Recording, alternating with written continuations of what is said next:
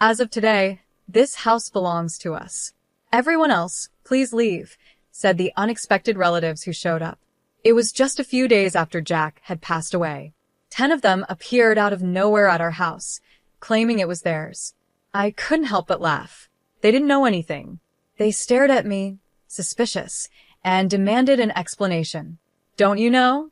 This house is already mine, I told them, revealing the wish Jack had left for me.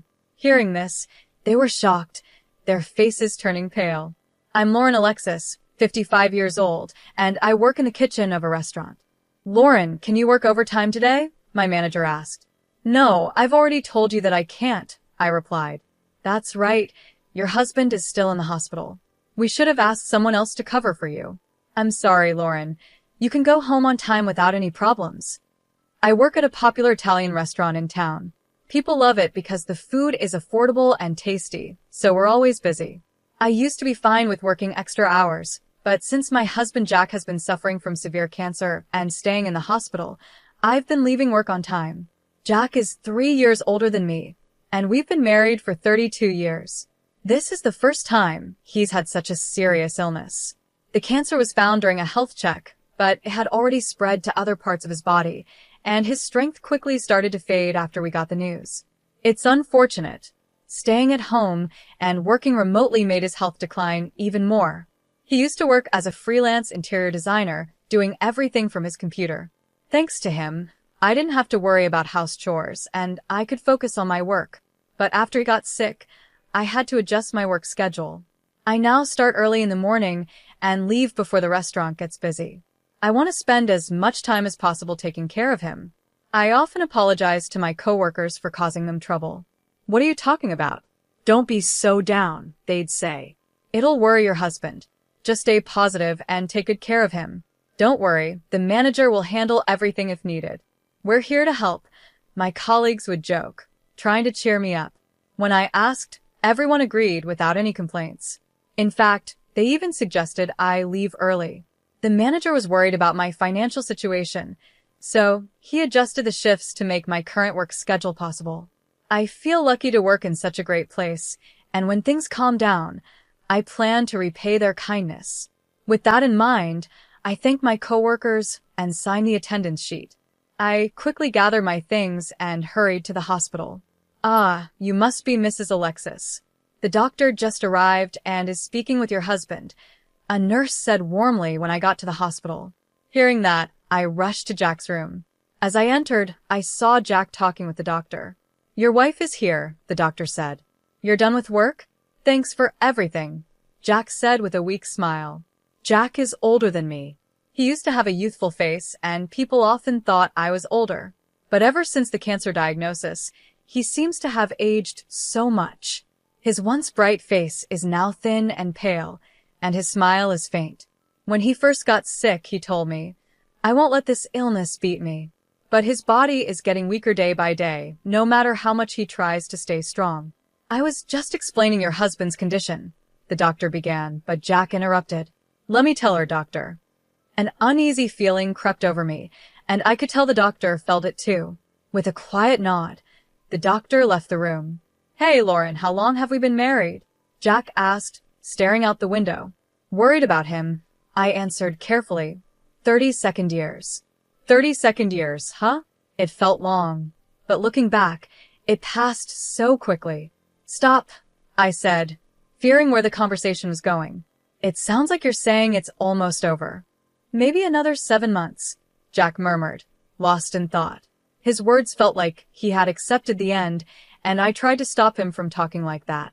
But he avoided my eyes and continued, just hang in there for another 7 months. It might be even sooner. I know my body better than anyone. He smiled faintly, looking down. Hearing those words, my worst fears became real, and I couldn't stop the tears from falling. I'm sorry for making you sad. I promised when we got married that I'd never make you cry, Jack said softly. He noticed my tears, smiled sadly, and gently wiped them away. Tears welled up in his eyes too, and seeing that made me cry even more. With a trembling voice, I could only manage to say, I'll need to apologize to your parents. When I get there, I'll truly say I'm sorry for making their daughter sad. Stop it, I told him. Once he's gone, I'll be alone for the rest of my life. We used to laugh and talk about being together until the very end. But when Jack started talking like he had given up, I couldn't hide my anger. Don't talk like it's all over. Don't say such sad things, I begged. Lauren, nothing is decided yet. Medical science is advancing every day, and if we look at other hospitals, there might still be other options, I insisted. I'm going to die, Lauren, Jack said calmly.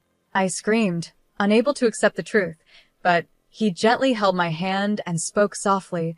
I'll be leaving this world soon. No, I hate that idea, I replied, my heart aching.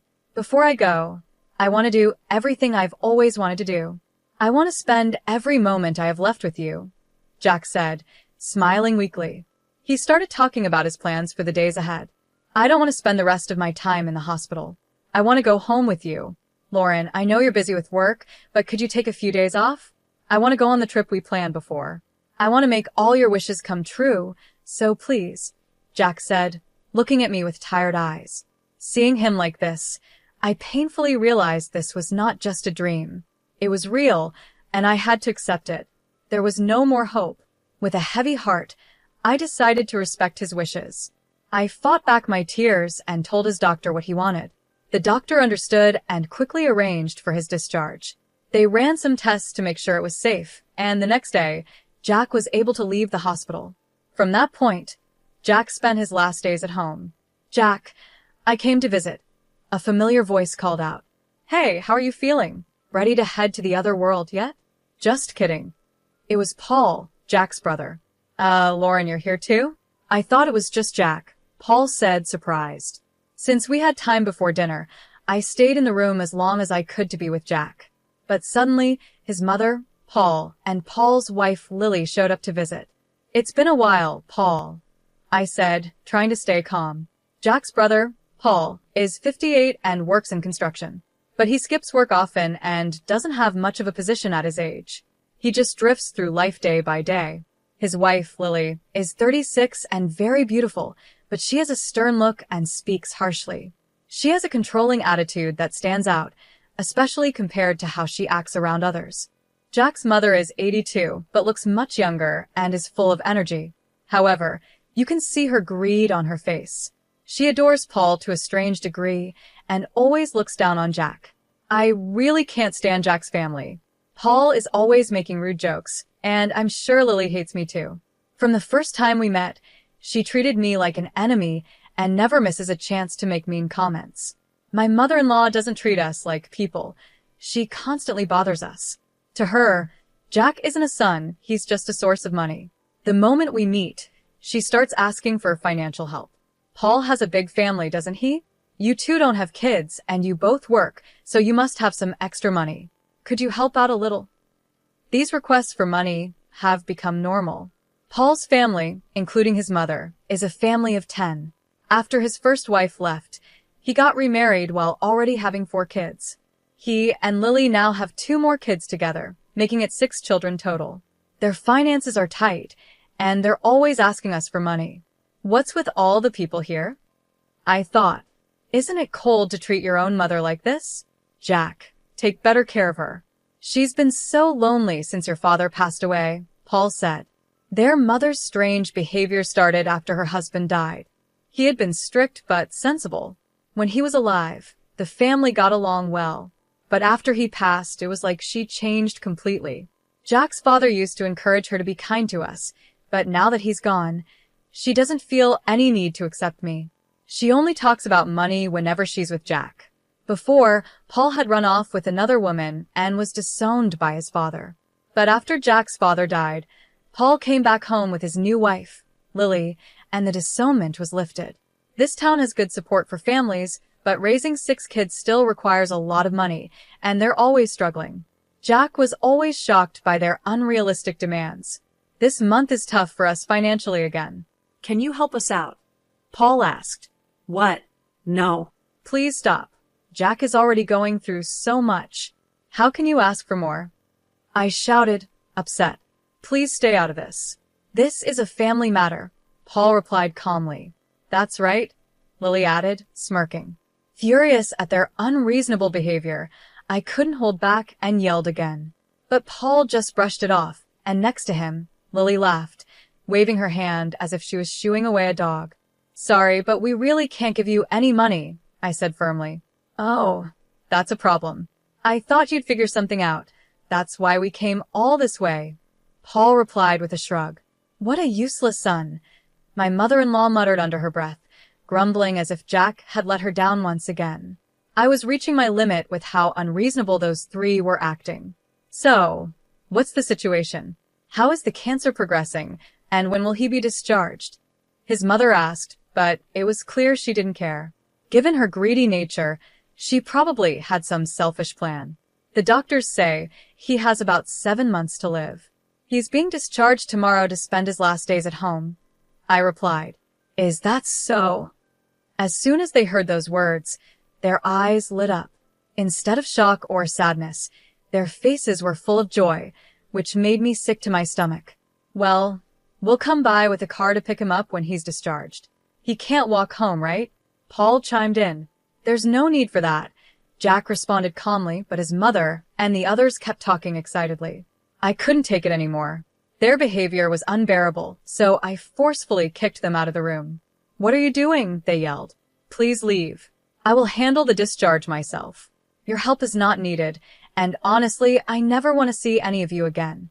As they tried to argue, I quickly shut the door in their faces and locked it. Then, I immediately informed the hospital staff to ensure no one except me could visit Jack. I didn't want his family anywhere near him. I'm sorry, Lauren. I've caused you so much trouble, Jack said softly. Why don't you stand up to them? I asked, my frustration growing. They treat you terribly and use you. Why should people like them live without any worries while you suffer? I was angry, and though it didn't make sense, I felt like I needed to lash out at someone. I loved Jack so much, and the thought of losing him was unbearable. I didn't want to confront them and make things worse, so I'm glad you spoke up, Jack said. Then, with a serious look on his face, he added, Lauren, I have one request for you. A request? I asked, surprised. Jack looked at me with a grave expression and said, Please, this is my first and last request. I promised I would fulfill it. After that, he entrusted me with something important.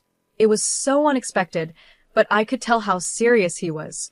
I took the item home with me that night. The next day, before his family could arrive, I quickly helped Jack get discharged from the hospital. We made it home, but I couldn't shake the fear that his family would show up soon.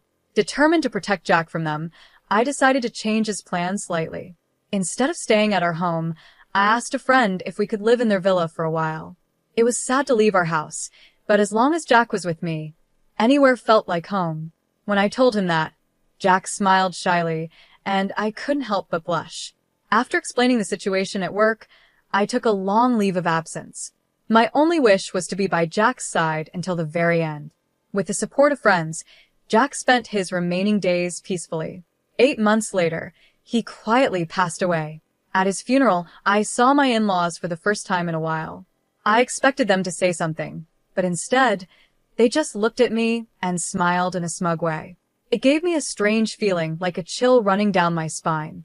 I wondered what they were up to, but I would soon find out. After the funeral, as I was sorting through Jack's belongings at home, the doorbell rang. When I opened the door, there stood my mother-in-law and Paul, carrying several bags. We finally found you. The neighbors told us you came back, my mother-in-law said. What are those bags for? I asked as she tried to push her way inside, complaining all the while. I blocked the doorway, refusing to let them in. Paul glared at me, annoyed. Stop standing in the way. Move aside, he demanded. I won't move. What's in those bags? And did you bring your kids too? What are you thinking? I said, noticing Paul's entire family was with him. The situation was confusing, but I knew panicking would only give them the upper hand.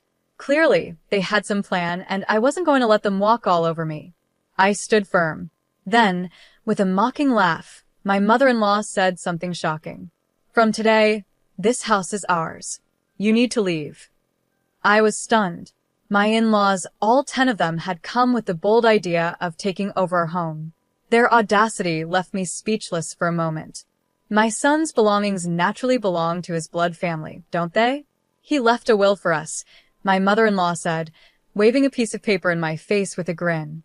Hearing this, I couldn't help but burst into laughter.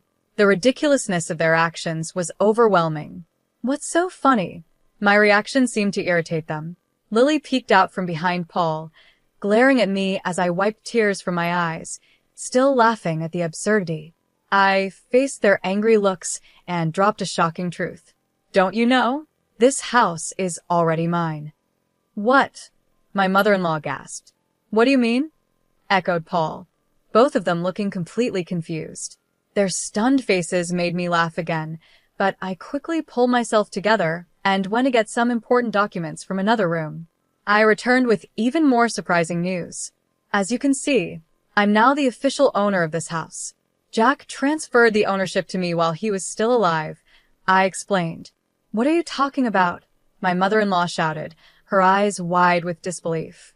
She grabbed the documents from my hand and studied them closely with Paul. It's true.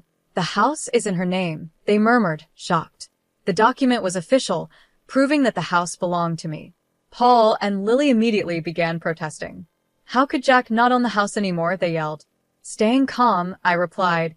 He decided to transfer the house to me before he left the hospital. He thought it would be better for the future if the house was in my name. At this point, my mother-in-law interrupted, holding up her own copy of what she claimed was Jack's will. This can't be. Look, here's a will he wrote, she said. The paper she showed was in Jack's handwriting, but it had no official seals or signatures. It wasn't a valid legal document, which they clearly didn't understand. Their lack of knowledge made me sigh in frustration. No matter how much I explained, I knew they wouldn't accept the truth. Expecting things to escalate, I asked them to wait a moment and made a call to a lawyer. I appreciate your help.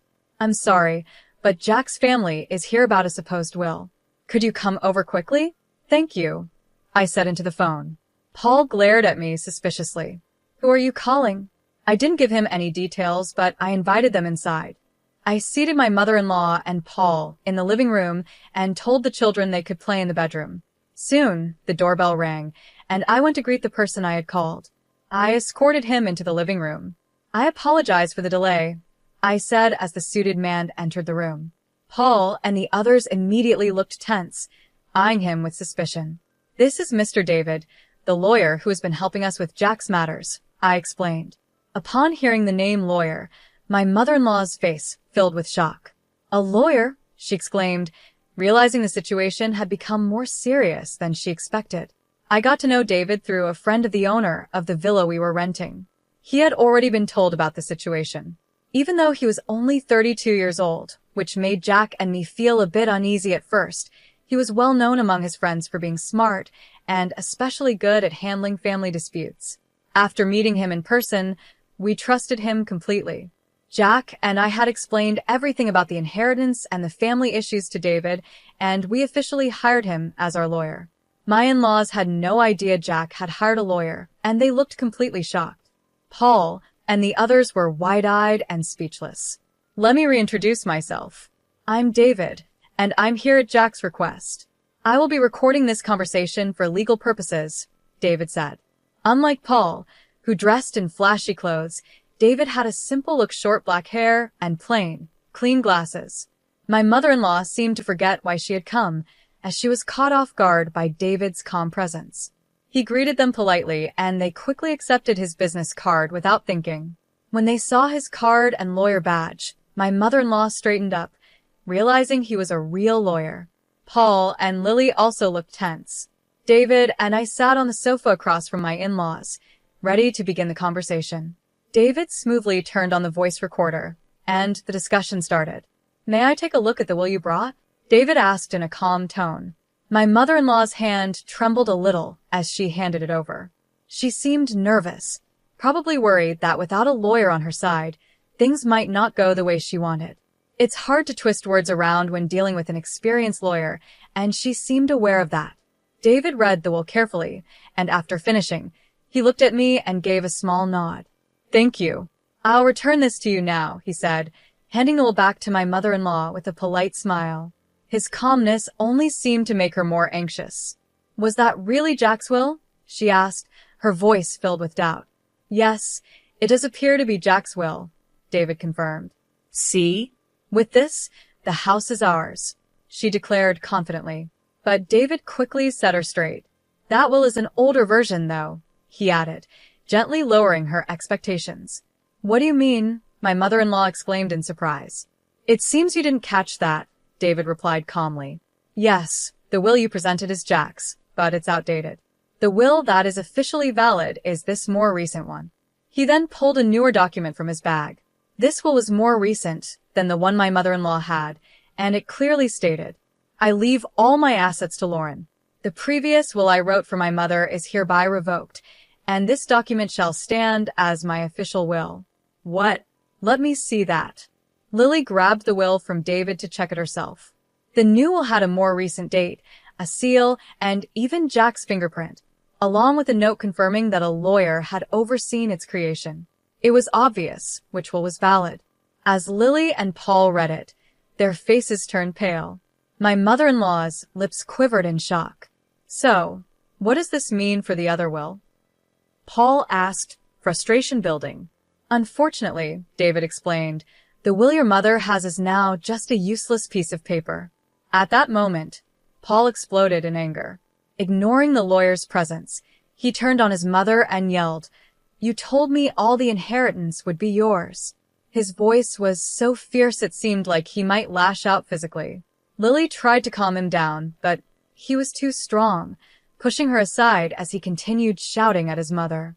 My mother-in-law cowered under Paul's rage, the scene turning chaotic. Watching this unfold, I spoke firmly, Please stop causing a disturbance in someone else's home. It's really troublesome. What did you say? Paul snapped back, glaring at me.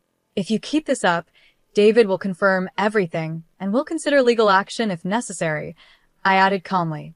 Hearing David's name seemed to bring Paul back to his senses. He realized he was dealing with a lawyer, and no matter how much he resisted, it was useless. He nervously sat back down on the sofa.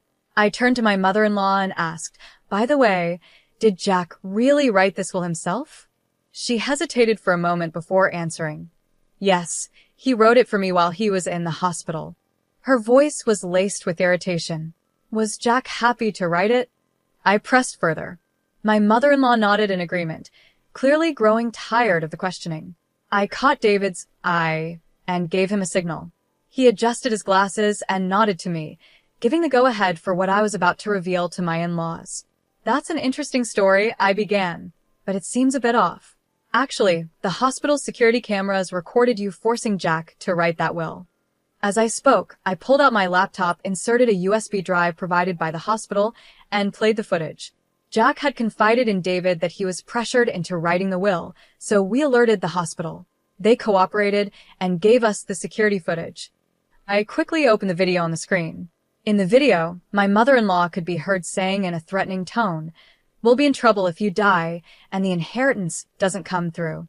The footage clearly showed her pressuring Jack, with Paul and Lily also involved. If you don't want anything bad to happen to your wife, just sign the will quietly, Paul was heard saying. Lily chimed in, Jack, just sign this and nothing will happen to her, so don't worry. This video was taken 5 days before Jack left the hospital, as they questioned him about his cancer to ensure they'd get the inheritance. No, it wasn't like that. It was just a joke that went too far, my mother-in-law stammered. I saw a drama before going to the hospital, where the villain looked so cool. I just copied it without thinking. I didn't mean it seriously, please forgive us. As the situation turned against them, they quickly made excuses. Their words only fueled my anger, and I sighed at how pathetic they looked. If you had just admitted it, things might have been different. But trying to hide it shows your real intent, I said sternly. David, can we file charges for extortion based on this? Absolutely, David replied, smiling as he picked up the voice recorder. Their statements provide enough evidence. Paul and Lily, realizing they had forgotten about the voice recorder, were shocked. That means we'll be filing for damages against all of you, including compensation for the victim, David continued. This can't be true. Wait a minute, Lauren, Lily pleaded. It was only Mom who made him sign. We were just watching. We didn't force him to sign anything. Desperate to escape responsibility, Lily tried to distance herself, leading to a heated argument between her, Paul, and their mother. It was you two who offered to help get the will written, wasn't it? My mother-in-law snapped, trying to shift the blame back to them. You said you would handle it properly, Mom. We were just watching, Paul snapped. You were the ones pushing Jack to write it quickly, his mother argued. That was because Jack's medical appointment was coming up. It wasn't about rushing the will. We just didn't have much time, and we thought it should be done before Lauren got here. It seemed like they were trying to speed up their plan while I wasn't around. As Lily kept talking, she didn't seem to realize the importance of what she was admitting. The argument grew so loud and intense, I almost wanted to cover my ears. Meanwhile, the children, who had been playing nearby, noticed the noise and gathered around. Among them was a child as young as 2, and the worry in their eyes was clear. The kids weren't at fault, so I quickly called over my eldest nephew, a 5th grader, and guided them to another room so they wouldn't have to see the adults fighting. He didn't fully understand what was happening, but he took his younger siblings to the other room as I asked. Once the kids were out of sight, I calmly turned to the 3 adults. Isn't this shameful? What kind of parents are you? I asked. What are you talking about? Paul asked, defensive. Denying your own responsibilities and blaming each other in front of the children? Don't you think that's pathetic? You're just trying to escape responsibility. Hearing my words, Lily suddenly realized the children had been there, and her face softened with regret. I truly am sorry. I admit everything, not just the threats. Please forgive us. Paul and his mother quickly followed suit, apologizing beside Lily in a desperate attempt to earn some forgiveness. We need to take care of our kids, so please help us financially. I don't know how we'll survive if we're charged with damages. We're done for. Please overlook this. If we've sinned, we'll make up for it. They pleaded, crying and begging. But their words only made me angrier. In the end, all you care about is yourselves and money. I don't feel any real regret from you. That's not it, Paul stammered. We're just in a tight spot, and we wanted you to understand our situation. Do you realize how your excuses sound? I asked sharply. Caught by my words, Paul fell silent, and his mother and Lily looked just as guilty. Without giving them another chance to apologize further, I let the conversation end there. I spoke even more harshly to them. I have no intention of forgiving you. If you truly care about your children, you should work harder to pay off your debts. Everything that happened is because of what you did to Jack. It's all your fault. Why should I forgive you? It's unreasonable. They were left speechless, with nothing to say in their defense. If you understand, then please leave. This house means a lot to me, and I have no intention of living with you. Lauren, please forgive us. We were wrong. Please help us, they begged, but I coldly refused. If you say one more word, I'll call the police. Finally, realizing I was serious, they panicked. They quickly gathered their children and belongings and left the house. David and I watched them go without a word, and as soon as they were gone, we locked the door and sighed in relief. The matter was finally settled. Afterward, I asked David to begin the process of claiming damages. He had everything ready, and the process went smoothly. The 3 of them were charged $50,000 in damages for forcing Jack to sign the will. Unable to pay such a large amount, they tried to negotiate a settlement, but I didn't budge. I insisted on full payment. Because I refused to settle, their lives changed drastically. My mother-in-law had to take care of 6 children on her own, and Paul and Lily were forced to work hard every day. They sold their house and moved into a cramped apartment, all 10 of them, while continuing to pay the damages. Their lives won't get easier anytime soon, and they'll be struggling until their youngest child becomes an adult. In the end, I successfully cut ties with them completely. After sorting through Jack's belongings, I stayed in our home, continuing my daily work. Friends from work visit me sometimes, so I don't feel lonely. Every day, I stand in front of Jack's portrait and talk to him about the events of the day. This was the last promise I made to him. Even if I fall ill and end up in the hospital, I will never stop this daily ritual. As Jack neared the end of his life, he made one final request, for me to keep talking to him every day. I love your voice and our conversations more than anything. I hope you'll keep talking to me every day so your voice can reach me, even in heaven, he had said. After he passed away, I made a solemn vow to keep that promise. Until the day I join him, I will maintain our bond by never missing a single day of talking to him.